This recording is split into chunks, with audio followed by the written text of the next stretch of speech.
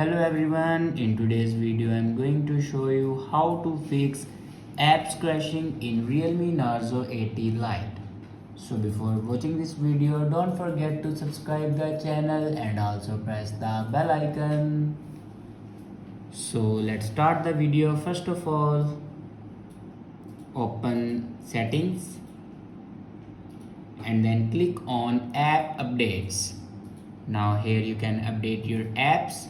After update your apps, then go back and scroll down in last and click on system and update.